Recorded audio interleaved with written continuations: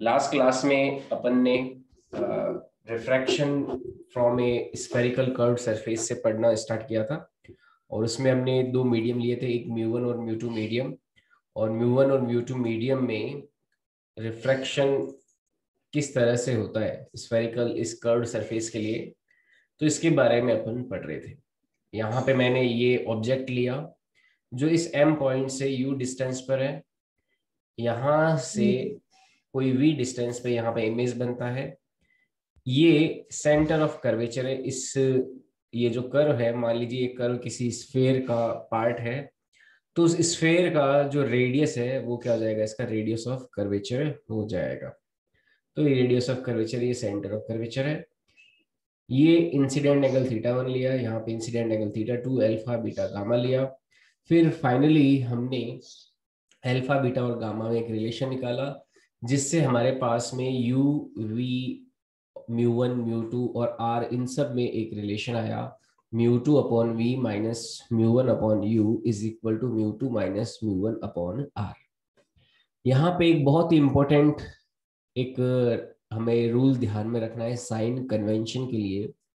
ये sign convention का rule क्या होता है कि इंसिडेंट रे की डायरेक्शन में जो लेंथ मेजर की जाती है, जो लेंथ इंसिडेंट रे की डायरेक्शन मेजर की जाती है वो पॉजिटिव लेनी है और उससे अपोजिट डायरेक्शन को नेगेटिव लेना है। यहाँ पे देखो आर को पॉजिटिव लिया था क्योंकि इंसिडेंट रे की डायरेक्शन इस तरफ है, इस क्वेश्चन में इस तरफ है, तो ये आर पॉजिटिव लिया हमने, वी भी पॉजिटिव लिया, लेकिन यू को नेगेटिव लिया क्योंकि यू इंसिडेंट रे की डायरेक्शन के अपोजिट डायरेक्शन में। तो उससे फाइनली फॉर्मूला हमारा ये आया mu two upon V minus mu one upon U is equal to mu two minus mu one upon में आर। तो अब इस फॉर्मूले को अपन यूज करना सीखेंगे क्वेश्चंस के माध्यम से कि कैसे इस फॉर्मूले को यूज किया जाता है और कैसे साइन कन्वेंशन हमें यूज करना है। जैसे इंसिडेंट रे की डायरेक्शन में लेंथ पॉजिटिव एंड नेगेटिव ये कैसे मेजर की जाती है, तो इसके लिए अपन क्वेश्चन लेते हैं। तो नेक्स्ट क्वेश्चन लेते हैं, क्वेश्चन से हमें और ज्यादा समझ में आ जाएगा। क्वेश्चन है, मान लीजिए कोई स्फेरिकल कर्व्ड सरफेस है, ऐसे ही इस तरह से कोई स्फेरिकली कर्व्ड सरफेस है ऐसे, और यहाँ पे जो ये मीडियम है इस मीडियम का म्यू वन है वन और इस मीडियम का म्यू टू है 1.5। ठीक है, ये ग्लास है, ग्लास का जो रिफ्रैक्टिव इंडेक्स है म्यू टू ये 1.5 है और इसका रिफ्रैक्टिव इंडेक्स म्यू वन 1 है। यहां से कोई 30 सेंटीमीटर की डिस्टेंस पर ऑब्जेक्ट रखा हुआ है। ये जो डिस्टेंस है यहां से यहां तक की ये 30 सेंटीमीटर है, इन दोनों के बीच में 30 सेंटीमीटर। ठीक है, अब अगर रेडियस ऑफ कर्वेचर, इसका जो रेडियस ऑफ कर्वेचर है आर, ये है 10 सेंटीमीटर, तो सवाल ये कि फाइंड पोजीशन ऑफ इमेज। ठीक है, find out position of image, find out position of image. तो इमेज जो है, प्रतिबिंब जो है जिसे हिंदी में बोलते हैं, उसकी स्थिति ज्ञात करो। प्रतिबिंब की स्थिति ज्ञात करो, प्रतिबिंब की स्थिति ज्ञात करो। यानी इस केस में इमेज कहां पे बनेगा ये हमें पता लगाना है। तो वेयर इमेज विल बी,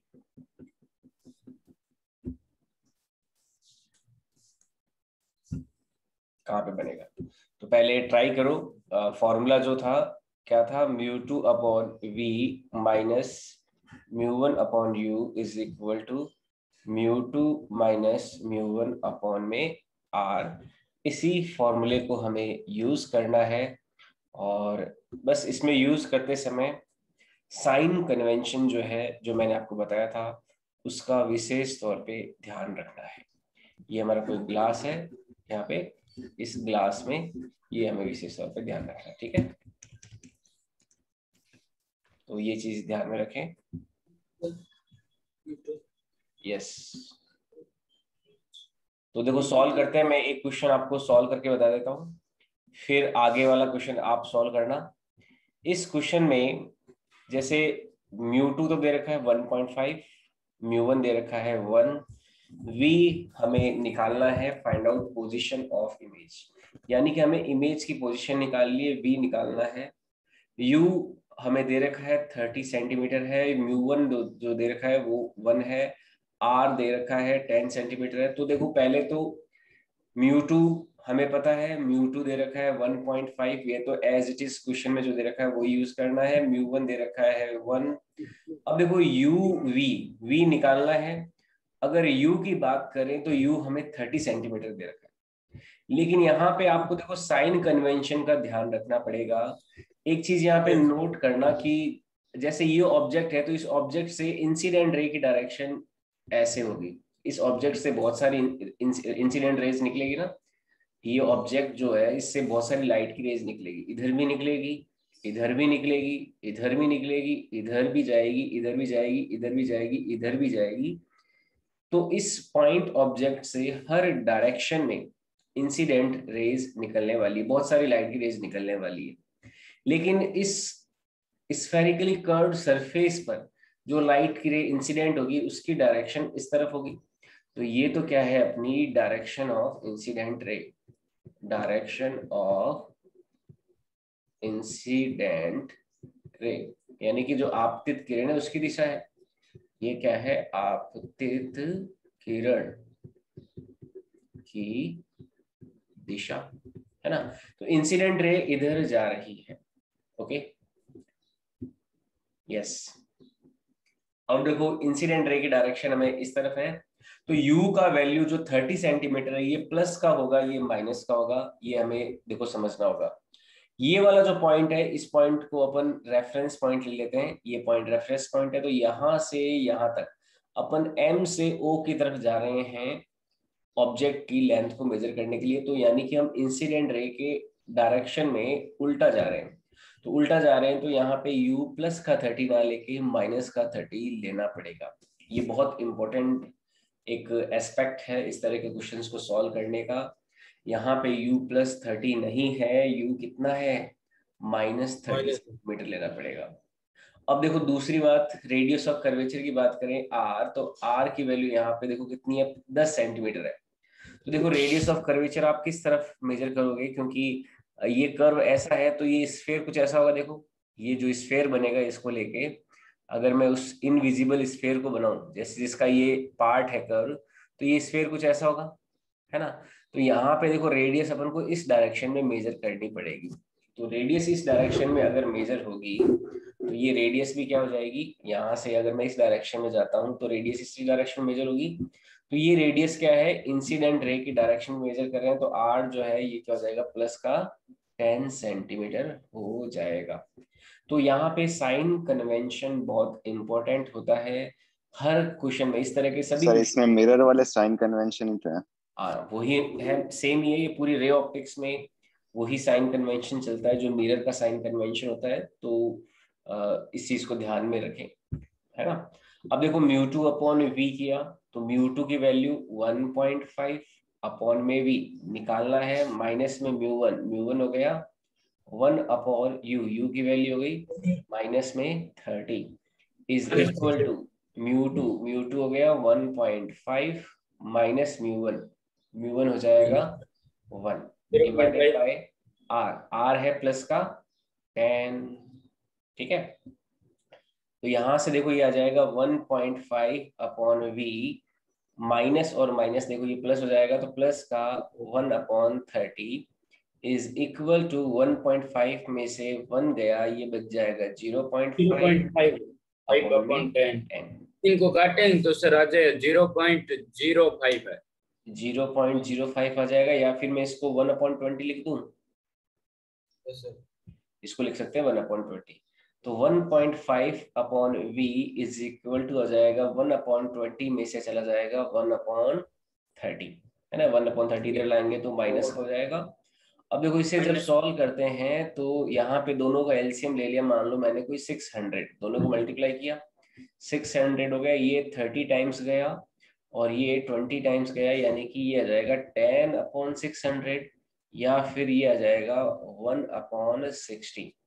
ठीक है, यहाँ पे ये 1/60 जब आ जाएगा तो मैं इसको ऐसे लिख सकता हूँ 1.5/v इज इक्वल टू 1/60, यानी कि v की वैल्यू हो जाएगी 1.5 इंटू 60, तो v इज इक्वल टू आ जाएगा प्लस में 90 सेंटीमीटर। तो यहाँ पे v की वैल्यू क्या आई है, प्लस में 90 सेंटीमीटर आई है, यानी कि जो हमारा इमेज बनेगा, इमेज इंसिडेंट रे की डायरेक्शन में ही कोई 90 सेंटीमीटर आगे बनेगा।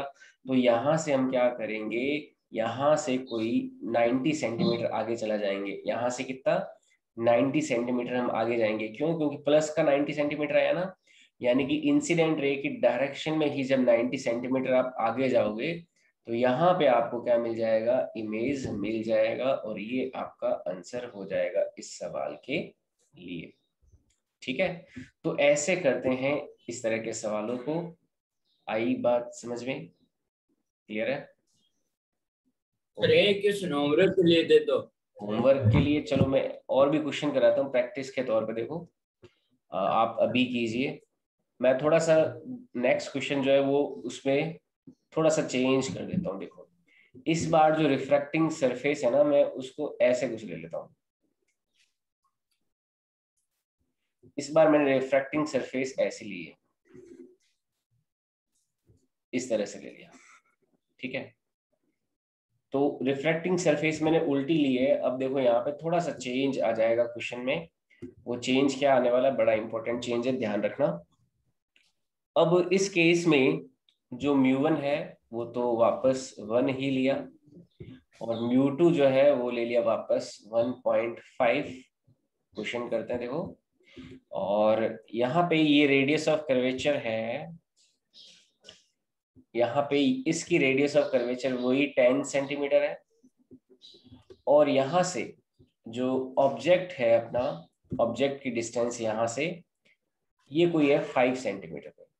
यहाँ से ऑब्जेक्ट कितनी डिस्टेंस पर है, ये कोई ऑब्जेक्ट है और ये यहाँ से 5 सेंटीमीटर की डिस्टेंस पर है। तो इस केस में हमें पता लगाना है find out position of image.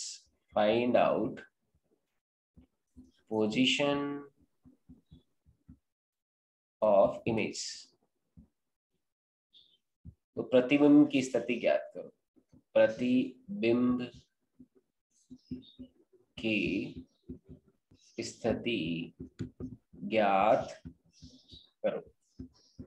तो ये सवाल हमें सॉल्व करना है। देखो इस सवाल को कैसे सॉल्व करेंगे, ध्यान से समझना इस सवाल का सॉल्यूशन। पहले आप खुद ट्राई करो। वैसे क्या आंसर आता है, मैं इसके ऑप्शन दे देता हूँ। ऑप्शन ए है प्लस का 10 सेंटीमीटर, ऑप्शन बी है प्लस का 6 सेंटीमीटर, ऑप्शन सी है माइनस का 6 सेंटीमीटर, ऑप्शन डी है 3 सेंटीमीटर प्लस का। बताओ क्या आएगा आंसर इसका।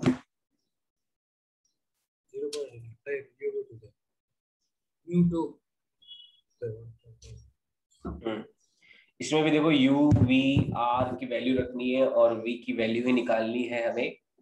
बस हमें u v r की जब वैल्यूज रख रहे हैं तो साइन कन्वेंशन का अच्छे से ध्यान रखना है, क्योंकि साइन कन्वेंशन ही सबसे ज्यादा इंपॉर्टेंट होता है इस तरह के क्वेश्चंस को सॉल्व करने के लिए।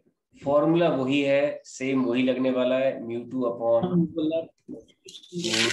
अपॉन में v माइनस में म्यू1 अपॉन में u is equal to minus mu one upon में r। यही फॉर्मूला काम में आने वाला है। इस फॉर्मूले से ही हमारा आंसर आएगा, ये बात ध्यान में रखें।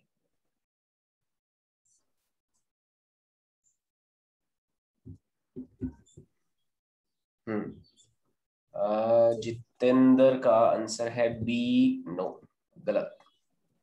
सर -6 आएगा सर, -6। कितना आएगा? 6 -6 सेंटीमीटर। माइनस में 6 सेंटीमीटर, बिल्कुल सही, बहुत बढ़िया, शाबाश। The correct answer is C which is minus में 6 सेंटीमीटर। ये हमारा सही आंसर होगा।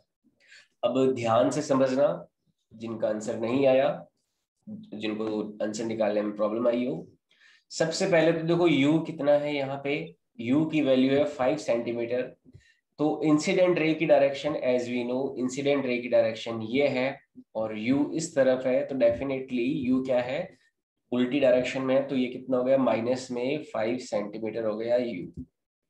अब r की वैल्यू देखो ध्यान से समझना, r की वैल्यू है यहाँ पे 10 सेंटीमीटर, लेकिन ये प्लस का लें या माइनस का लें, तो यहाँ पे हम r की वैल्यू को, क्योंकि देखो अगर मैं इसका पूरा एक वो बनाता हूँ, ऐसे एक स्फेयर बनाता हूँ, ये कर्व्ड सरफेस बनाता हूँ, तो इस बार देखो जो इसकी कर्व्ड सरफेस की रेडियस है वो इस डायरेक्शन में आ रही है। पहले वाले केस में कर्व्ड सरफेस की रेडियस इस डायरेक्शन में जा रही थी, तो वो इंसिडेंट रे के डायरेक्शन में ही थी रेडियस का मेजरमेंट। लेकिन इस बार इस कर्व्ड सरफेस की रेडियस का मेजरमेंट इंसिडेंट रे की डायरेक्शन के अपोजिट है। तो यहां से आप क्या कंक्लूजन निकालोगे, क्योंकि जो रेडियस का मेजरमेंट है वो इंसिडेंट रे की डायरेक्शन के अपोजिट डायरेक्शन में मेजरमेंट है, तो ये हो जाएगा माइनस में 10 सेंटीमीटर। ये यहाँ पे इंपॉर्टेंट हो गया एक साइन कन्वेंशन, यहाँ पे गलती होती है बहुत सारे बच्चों से। अब कुछ ही नहीं करना, ये फॉर्मूला ही अप्लाई करना है और उससे हमारा फाइनल आंसर आ जाएगा। μ2 हो गया 1.5 डिवाइडेड बाय v निकालना है, माइनस में μ1 हो गया 1 अपॉन u हो गया माइनस में 5 is equal to μ2 minus μ1 upon में r की वैल्यू हो गई माइनस में 10।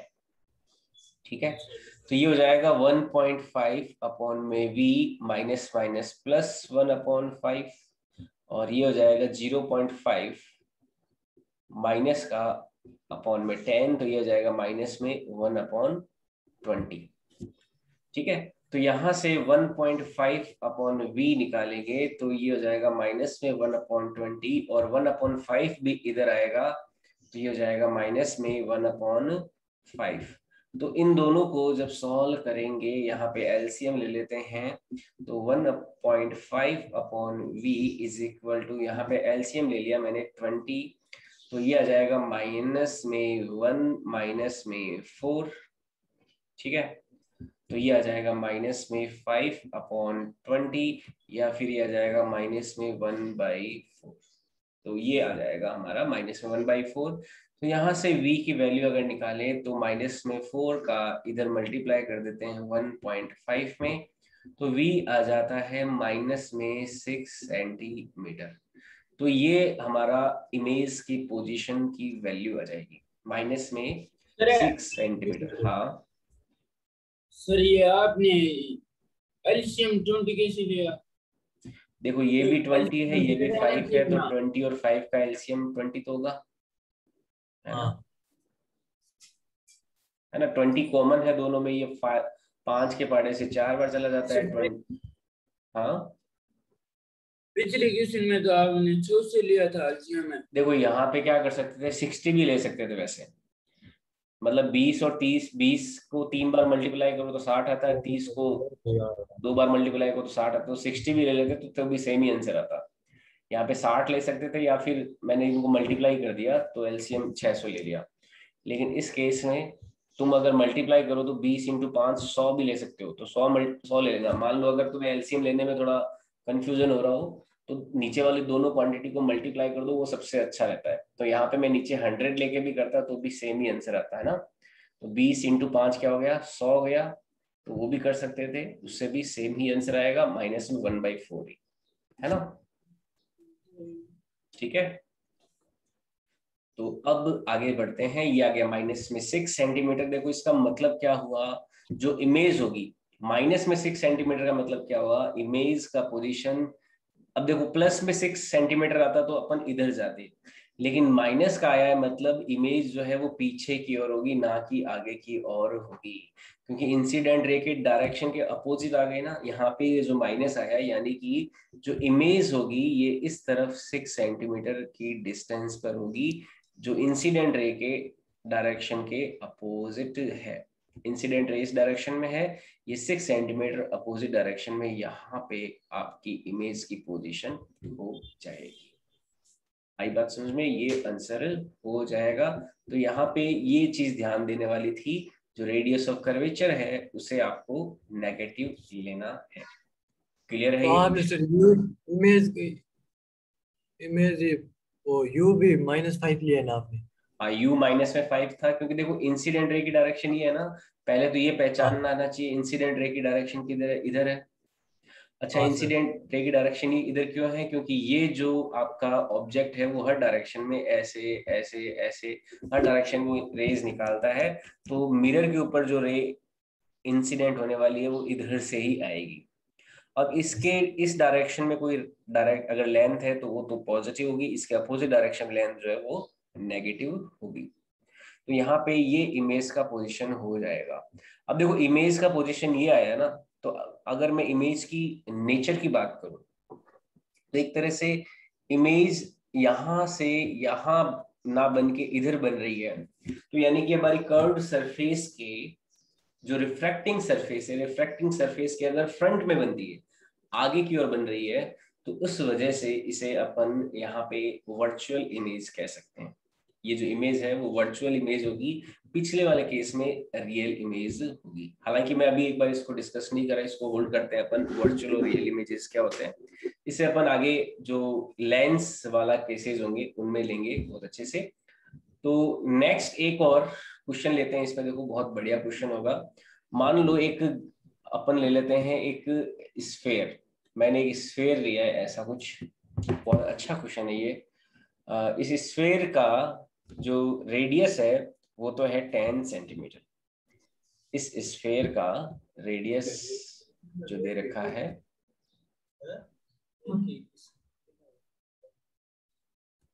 ये है 10 सेंटीमीटर, ठीक है। इस स्फेयर का रेडियस 10 सेंटीमीटर है।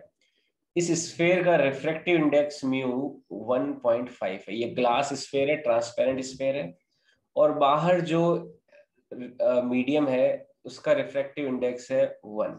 जो बाहर एयर वगैरह है उसका रिफ्रैक्टिव इंडेक्स 1 है, और ये म्यू 1 बाहर वाला 1 है, ये म्यू 2 1.5 है।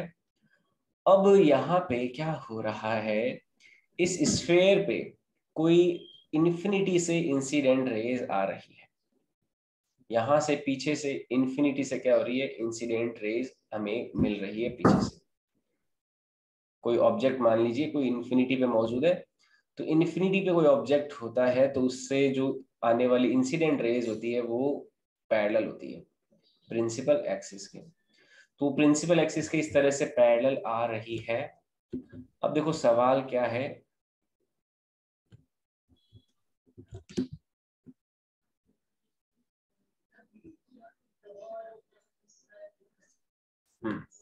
सवाल करते हैं।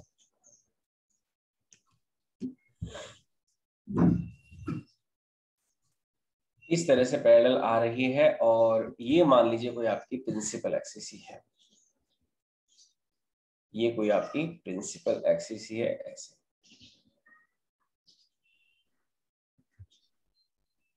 इसको थोड़ा सा मैं ऐसे कर देता हूँ, ये मान लो ऐसे प्रिंसिपल एक्सिस है, इस प्रिंसिपल एक्सिस के ये रेज इन्फिनिटी से पैरेलल आ रही है।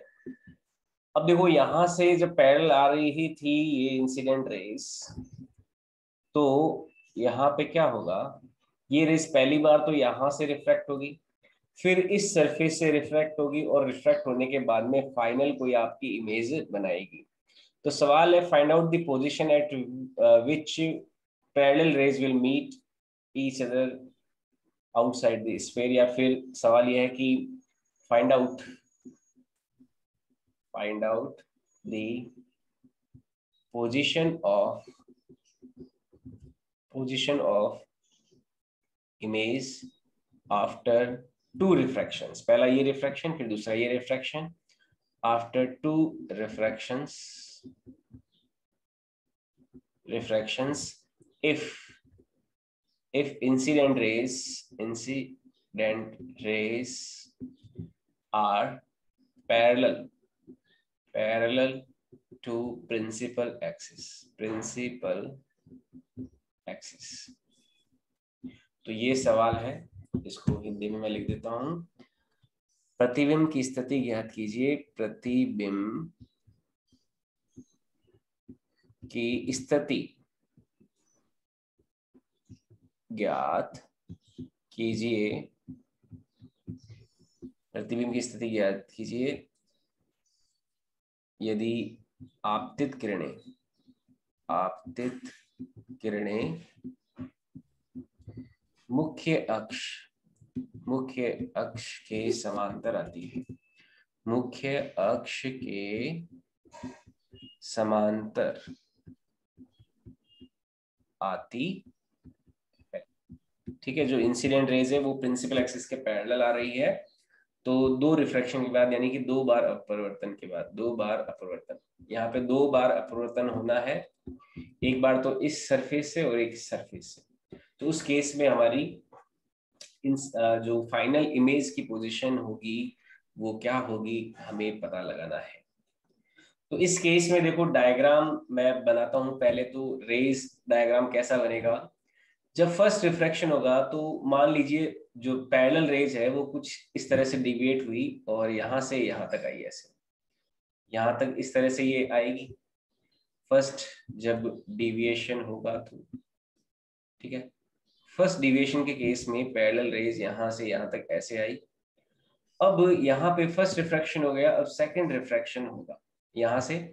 तो सेकंड रिफ्रैक्शन के केस में जो ये रेज है ये थोड़ा सा और डिविएट हो जाएगी, ऐसे थोड़ा सा और डिविएट हो जाएगी, तो फाइनली ये यहाँ पे मिलेगी, थोड़ा सा और डिविएट हो गए तो यहाँ पे अपन को फाइनल जो है अपनी इमेज मिल जाएगी। अब यहाँ पे जब फाइनल इमेज मिलेगी तो उसकी यहाँ से कितनी डिस्टेंस होगी, क्या होगी क्या नहीं होगी, ये हमें पता लगाना होता है। ये प्रिंसिपल एक्सिस है, ये सेंटर ऑफ कर्वेचर है, रेडियस इसकी 10 सेंटीमीटर दे रखी है, रिफ्रैक्टिव इंडेक्स 1.5 है, बाहर का 1 है। तो ये देखो इसका रे डायग्राम कुछ रहने वाला है ऐसे, इस तरह से।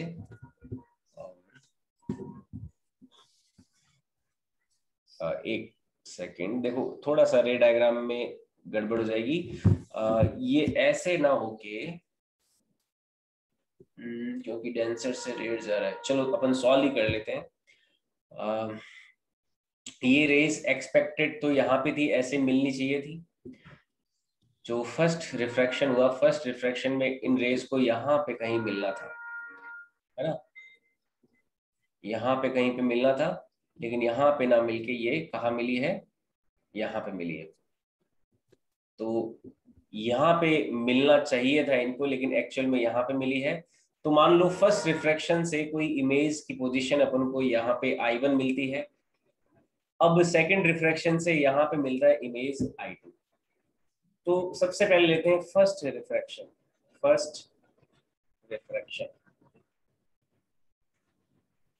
तो पहला अपवर्तन लेते हैं, फॉर्मूला वही काम में लेना है, μ2/v minus μ1/u is equal to μ2 minus μ1/r।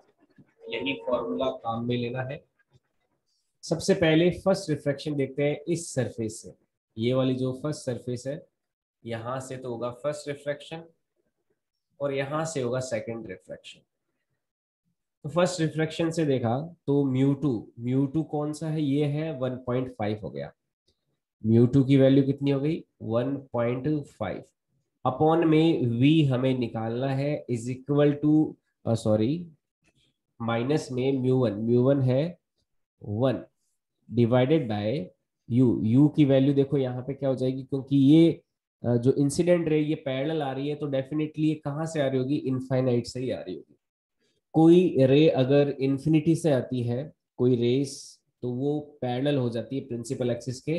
तो यहाँ पे u की वैल्यू क्या लेनी है अपन को, इनफाइनाइट ही लेनी पड़ेगी, क्योंकि प्रिंसिपल एक्सिस से पैरेलल आ रही है तो डेफिनेटली वो अनंत से आ रही है, बहुत ज्यादा दूर से आ रही होगी, तो इनफाइनाइट ले लिया।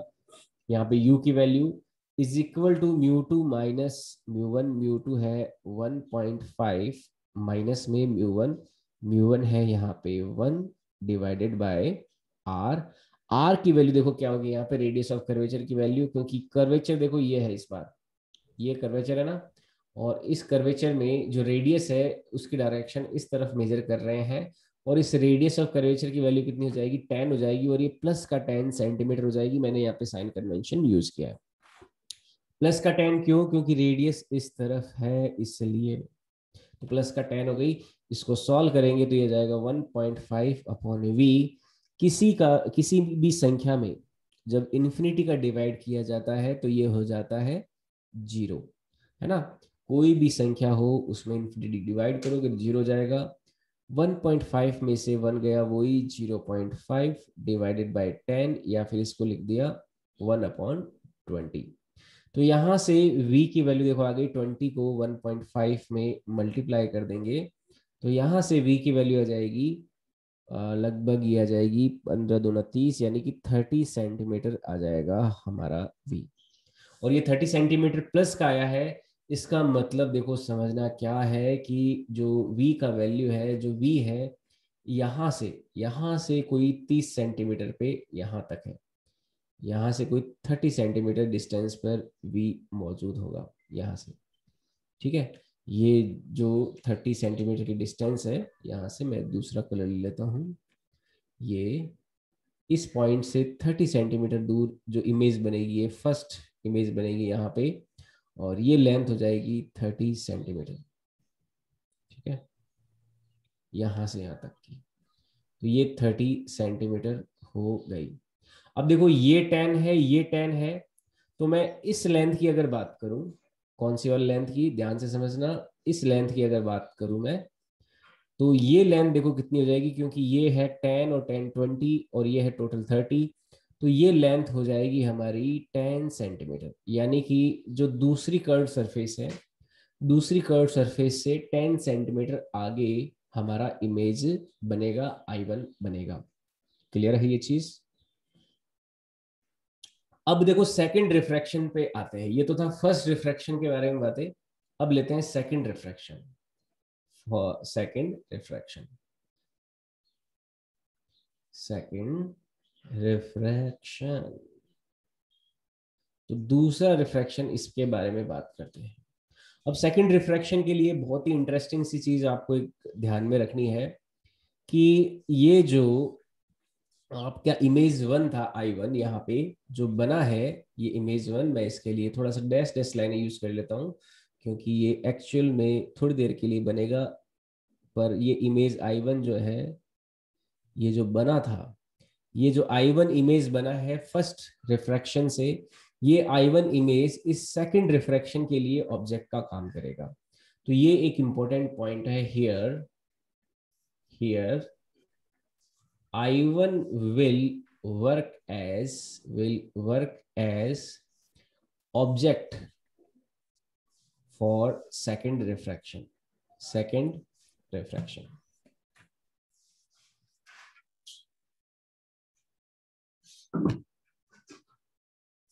ठीक है, जो I1 है, I1 सेकंड अपवर्तन के लिए,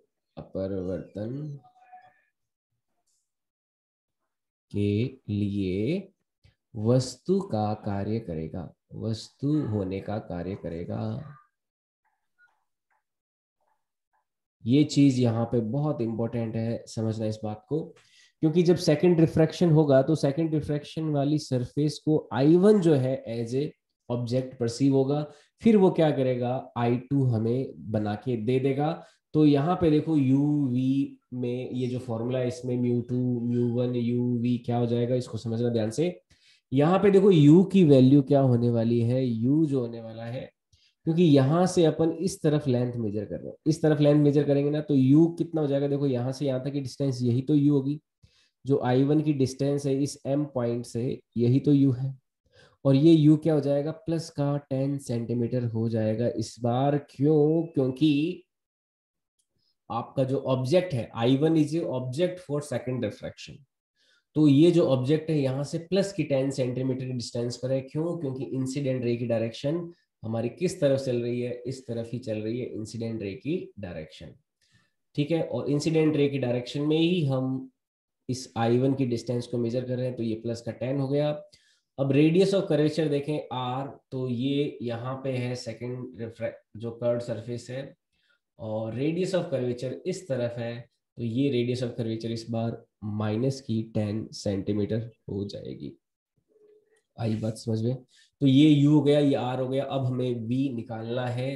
तो देखो म्यू टू की बात करें तो किस मीडियम में जा रहे हैं हम। इस म्यू टू कौन सा होता था जिस मीडियम में हम जाते हैं, और म्यू1 कौन सा होता था जिस मीडियम से हम आते हैं, है ना। तो इस केस में कौन से मीडियम में जा रहे हैं हम, मीडियम में जा रहे हैं। दूसरा वाला मीडियम हो गया 1 में जा रहे हैं, और कहां से जा रहे हैं 1.5 से।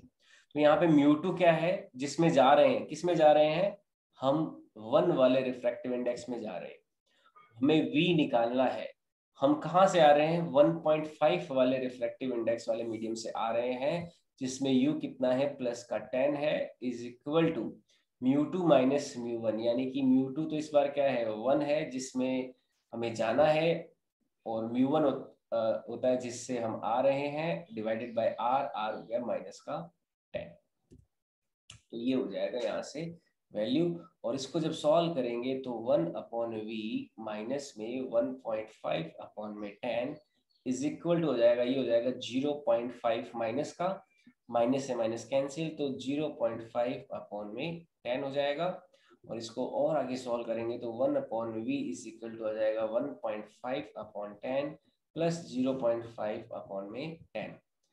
अब 1.5 में अगर आप 0.5 को ऐड करते हो तो ये आ जाएगा 1/v, यहाँ पे एलसीएम ले लिया 10, तो ये हो जाएगा 1.5 प्लस 0.5 यानी कि 2/10, यानी कि 1/v इज इक्वल हो जाएगा 1/5, या फिर v इज इक्वल हो जाएगा प्लस का 5 सेंटीमीटर। तो यानी कि यहाँ से जो ये डिस्टेंस है mi2 वाली, ये कितनी हो जाएगी यहाँ से, ये हो जाएगी 5 सेंटीमीटर। ये डिस्टेंस जो है देखो ये कितनी हो जाएगी 5 सेंटीमीटर हो जाएगी यहाँ से यहाँ तक की। तो जो mi2 है ये है 5 सेंटीमीटर, ठीक है, ये आंसर आ जाएगा। यानी कि यहाँ पर हमारी इमेज जो बनेगी फाइनल इमेज, उसकी पोजीशन यहाँ पे हमें देखने को मिलेगी।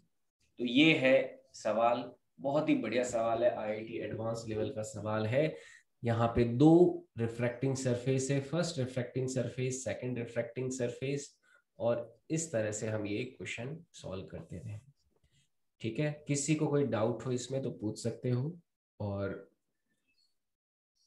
अभी क्लास का टाइम हो चुका है, और 10 मिनट बाद 9:50 पे अपन केमिस्ट्री की क्लास के लिए मिलेंगे। तो हमने ये क्वेश्चंस किए, इतने अच्छे से क्वेश्चंस किए।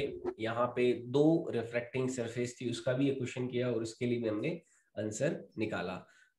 लॉजिक क्या था, फर्स्ट रिफ्रैक्शन का जो इमेज है वो सेकंड रिफ्रैक्शन के लिए ऑब्जेक्ट का काम करेगा। यहाँ पे ये बड़ा इंटरेस्टिंग पॉइंट था, और बाकी कुछ भी नहीं था, बहुत आसान था सवाल।